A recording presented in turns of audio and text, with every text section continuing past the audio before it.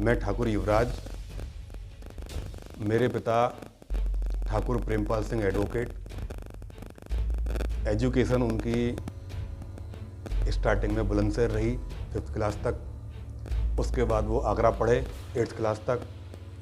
12th उन्होंने किया कानपुर से और फिर ग्रेजुएशन पोस्ट ग्रेजुएशन उन्होंने किया लखनऊ से, और लखनऊ विश्वविद्यालय को उन्होंने टॉप किया।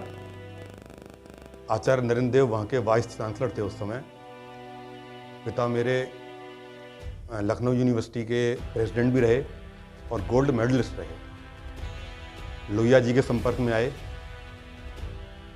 और कैम्ब्रिज में मेरे पिता ने लॉ पढ़ाया, रिसर्च स्कॉलर थे कैम्ब्रिज यूनिवर्सिटी के। हार्वर्ड के लिए भी बातें उनकी चली। चंद्रशेखर जी के बड़े करीबी रहे।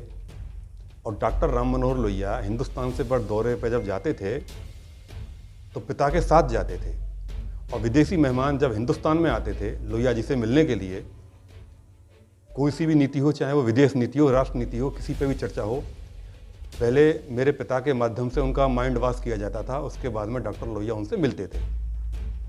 राज नारायण, जनेश्वर मिश्रा, मधु लिमये, मधु दंडवते, चंद्रशेखर जी, जॉर्ज फर्नांडिस, ये मेरे पिता के साथी रहे। तो मैं गर्व करता हूँ अपने पिता पर कि मेरे पिता राष्ट्र नीति बनाने वालों में थे, सेंटर में रणनीति बनाने वालों में रहे। और कलकत्ता यूनिवर्सिटी की टॉपर थी महिला।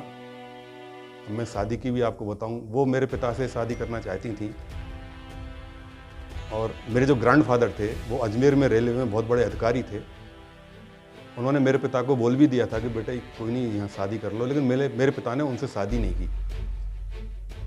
क्योंकि मेरे पिता में अगर आप पूछेंगे कि उनके अंदर नेगेटिविटी क्या थी, माइनस पॉइंट क्या था, प्लस पॉइंट तो ये था कि मेरे पिता दहाड़ते थे, लाउड स्पीकर की जरूरत नहीं, बड़े लंबे तड़ंगे थे, बड़े स्मार्ट थे, ज्ञान की उनकी कोई थाह नहीं थी।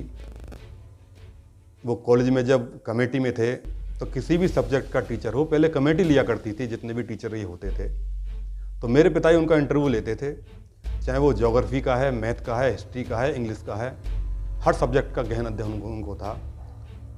तो लेकिन माइनस पॉइंट कमी मेरे पिता में एक ये रही, अगर बताना हो तो वो ये रहेगा कि मेरे पिता में क्रोध बहुत ज़्यादा था। उनको गुस्सा बहुत था, क्रोध बहुत था। तो उन्होंने कलकत्ता यूनिवर्सिटी की टॉपर से शादी नहीं की, उसको मना कर दिया था। उनको लगा मैं लखनऊ टॉपर, ये कलकत्ता टॉपर, तो हम दोनों का तालमेल जीवन में रहेगा नहीं पति पत्नी के रूप में। तो ये मेरे पिता की छाप रही। और उनके पिता अजमेर में रेलवे में थे। उनके पिता ठाकुर नत्थन सिंह, वो बॉम्बे में थे, चीफ सुप्रिटेंडेंट एंड क्लेम जज। पहले चीफ को ये भी होता था, हक अधिकार होता था कि वहाँ के जो क्लेम होते थे रेलवे के, वो वही डिसाइड करते थे।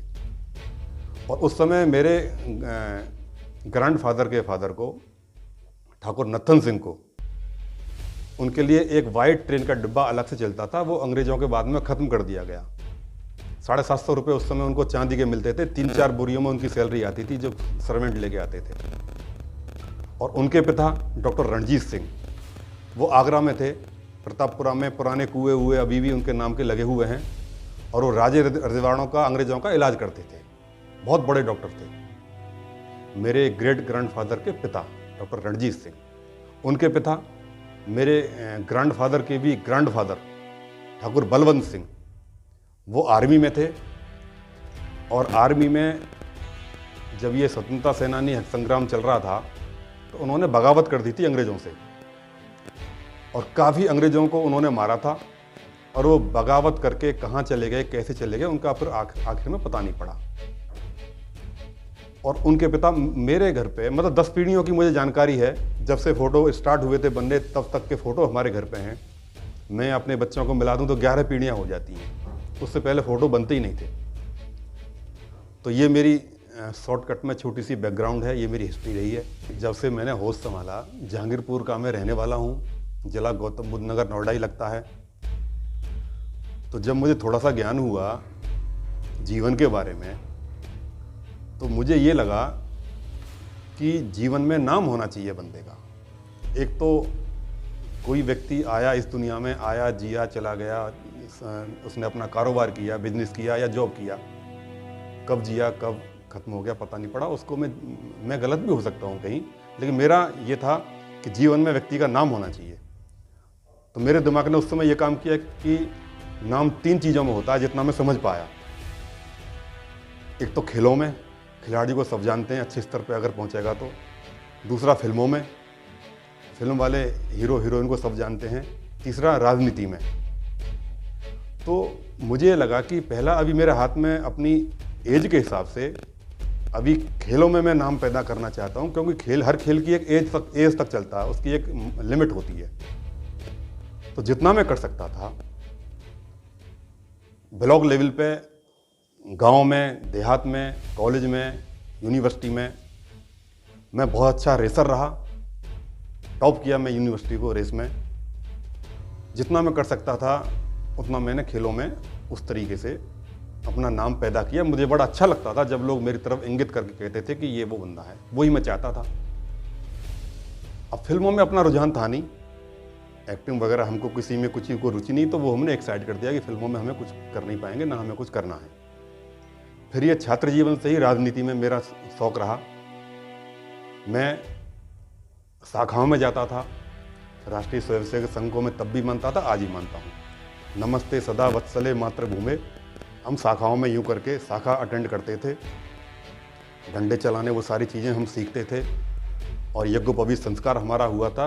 ब्रह्मचर्य व्रत का हमने पूरा पालन किया। अपने शरीर को हमने, जो 25 साल तक का टाइम होता है ना, उसको पूरा मजबूत बना। हम रहे ऐसे ही पतले शुरू से ही, लेकिन हमने इसको स्टील बॉडी बना दिया। जब हम फुटबॉल खेलते थे, हमारे सामने कोई आ गया तो वो टूट जाता था। कबड्डी हम खेले, देहात के जो गेम होते हैं कबड्डी वगैरह, हाई जंप, लॉन्ग जंप, उन सब में हम रहे।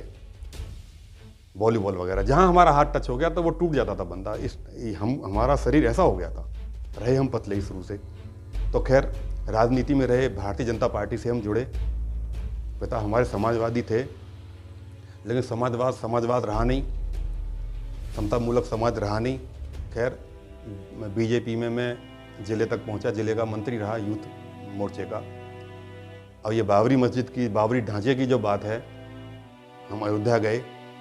इसमें जो भी हम कर सकते हैं अपने दल बल के साथ, हमने उस तरीके से अपने ज़िले में किया। साइकिल रैलियां निकाली और काफ़ी हम उसमें एक्टिव, निरंतर चलते रहते थे राजनीति में। उसके बाद हम दिल्ली आ गए। दिल्ली अपना काम वाम शुरू किया, जॉब शुरू की। हम मदन लाल खुराना से जुड़े। फ़ोन वगैरह उस समय नहीं होते थे, तो मैं कार्डों के माध्यम से, होली है, दिवाली है, कोई भी त्यौहार है, कार्ड वितरित करते थे। मतलब हम यहाँ आके भी सब लोगों से जुड़े रहे, बाई पोस्ट हम भेजते थे। फिर तो ये मोबाइल शुरू हो गया, सारी चीज़ें। अब फिलहाल हम समाजवादी पार्टी से भी जुड़े, नोएडा विधानसभा के यूथ के प्रेसिडेंट रहे। समाजवाद तो हमारे रग रग में था ही। डॉक्टर लोहिया ने, हमारे पिता की 2 शादियाँ हुई। डॉक्टर राम मनोहर लोहिया ने पहली शादी, पहली जो मम्मी थी लोहिया जी ने कराई, और लोहिया जी से हमारे बिल्कुल घर के संबंध हो गए थे। मम्मी बीमार पड़ी, दिल्ली में एडमिट रहीं, तो लोहिया जी उस समय उनको देखने के लिए, फल फ्रूट देने के लिए, सारी चीज़ों के लिए आते जाते थे। मेरे पिता भी दिल्ली में ही रहते थे। तो समाजवाद से जुड़ा, समाजवादी पार्टी में रहा। उसके बाद समाजवादी पार्टी से थोड़ा मन इसलिए हट गया क्योंकि उसमें कई चीज़ें थी। खैर फिलहाल मैं देखिए, भारतीय जनता पार्टी में भी सारे नेताओं को अब दूधा धुला मत मानिए।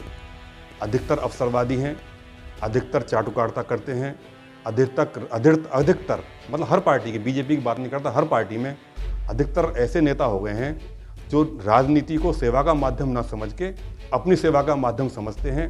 राजनीति के झंडे से अपने को सजाते हैं। एक झंडे के तले राजनीति चलनी चाहिए, उसका जनता से उनका कोई सरोकार नहीं है। अब हमें किरण दिखाई दी राजा भैया, रघुनाथ प्रताप सिंह और राजा भैया में। राजा भैया की कथनी करनी में समानता है। राजा भैया झूठ नहीं बोलते नेताओं की तरह, कम बोलेंगे, जितना बोलेंगे उसे करेंगे। राजा, हाँ, नहीं, राजा भैया ने मुझे जिम्मेदारी जिले में दी प्रधान महासचिव की। अब जितना वो जिम्मेदारी हमारे कंधों पर सौंपे हैं, उसको हम 1 साल से पूर्ण रूप से पूरी करने की कोशिश कर रहे हैं। अपने संगठन का विस्तार कर रहे हैं। इसमें नोएडा विधानसभा, जेवर विधानसभा, 5 विधानसभाएं आती हैं। तो हम अब सोच रहे हैं आगे हमारे साथियों और माननीय राजा भैया के ऊपर निर्भर रहेगा। तैयारी तो हमारी है, जेवर विधानसभा से हम सोच रहे हैं, सारे हमारे लोग वहाँ पे, हमारे पिता का इतना बड़ा नाम वहाँ पे रहा है, सारा क्षेत्र हमारा है, जेवर विधानसभा में हमारा घर है, गाँव है, अपने सारे करीबी हैं। जाति की राजनीति हम नहीं करते, कोई दलबल की वैसी राजनीति हम नहीं करते, दबंगई की राजनीति हम नहीं करते। माननीय राजा भैया को ही बदनाम किया लोगों ने। सन 2002 में ऐसा हुआ राजा भैया के साथ कि उनका पूरे उत्तर प्रदेश में उनका क्षेत्र गोंडा सेलेक्ट किया गया और वहाँ पे पुनर्मतदान कराया गया। पुनर्मतदान तब हुआ तो देखा कि उनका वोट परसेंटेज और बढ़ के आ गया। कोई दबंगई की गलत राजनीति नहीं करते, उन्होंने जिसका भी फन निचोड़ा है ना, वो अपने से ऊपर का गुंडे का निचोड़ा होगा। भले आदमी का आम जो लोग होते हैं, आम लोगों का वो बहुत हेल्प करते हैं। उनका दरबार, राज दरबार आज भी लगता है। वहाँ के एसडीएम डीएम अधिकारी वही हैं, वहाँ की जनता है, उनसे ही न्याय मांगने के लिए जाती है। वहाँ कोई एसएसपी या डीएम को कोई उनका दखलंदाजी माननीय राजा भैया का नहीं है, लेकिन लोग उनसे ही न्याय मांगने आते हैं।